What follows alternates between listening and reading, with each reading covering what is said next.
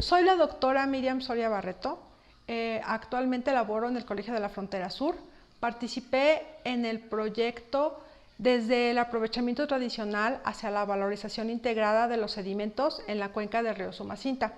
Mi participación se enfocó en la tarea 3, que tiene que ver con los sedimentos, el funcionamiento del ecosistema y la biodiversidad. De manera particular, estuve trabajando con la ecología trófica de los peces a lo largo del río Usumacinta. Los estudios de ecología trófica son importantes porque permiten entender cuáles son las relaciones de las especies en el ecosistema, cuáles son los recursos a partir de los cuales las especies los aprovechan y se utilizan y que mantienen a estas especies, así como el efecto que pueden tener los disturbios en el ecosistema en las redes tróficas. De manera particular, utilizamos los isótopos estables. Los isótopos estables son elementos químicos que están presentes de manera natural, tanto en los organismos como en la naturaleza, y que permiten entender la dinámica trófica en estos sistemas acuáticos.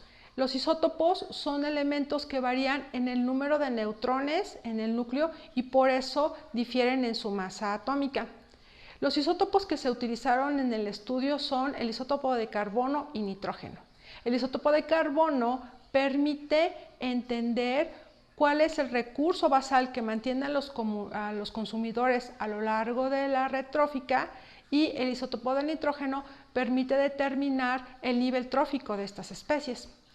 Nosotros teníamos como objetivo evaluar la estructura trófica de las comunidades de peces, así como poder estimar cuáles son los recursos basales que mantienen a las comunidades de peces a lo largo del río en 2 temporadas, estiaje y lluvias.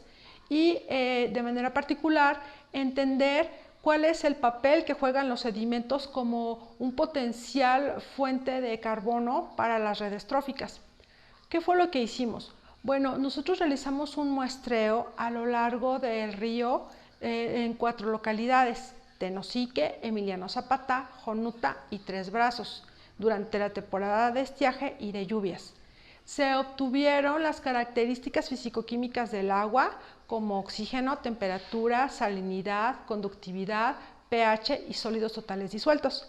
Además, se obtuvieron las muestras de las fuentes basales potenciales. En este caso estamos hablando de el material vegetal que pertenece a las plantas ubicadas en la ribera.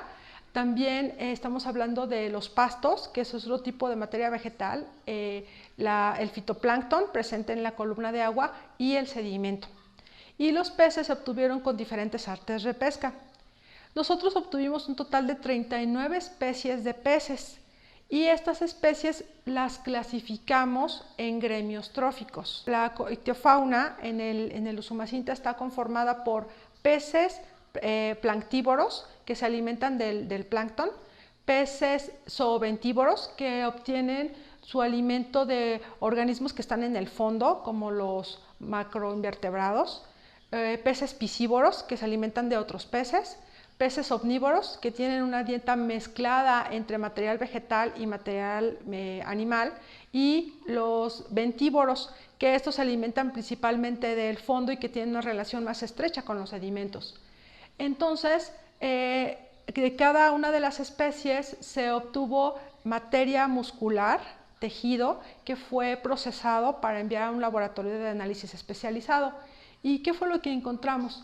Bueno, en primer lugar, el análisis ambiental nos indicó que el río tiene diferentes características, especialmente en la parte baja.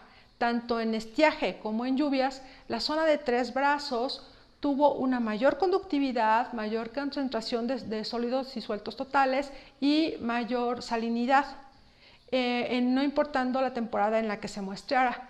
Y lo que se encontró con el análisis trófico fue que los recursos utilizados por las comunidades de peces en esta parte baja, que es la zona de Tres Brazos, son más amplios. El nicho trófico es más amplio, tanto en temporada de estiaje como en temporada de lluvias. Sin embargo, lo más importante que evidenciamos fue cuáles son las fuentes a partir de las cuales se mantienen estas comunidades de peces. La estructura trófica aquí no cambió. Tanto en estiaje como en lluvias, las comunidades de peces principalmente obtienen la fuente de carbono de las plantas, el material ribereño que está asentado a lo largo del cauce del Usumacinta. La segunda fuente de carbono proviene de recursos que vienen dentro del sistema, como las plantas acuáticas y el fitoplancton.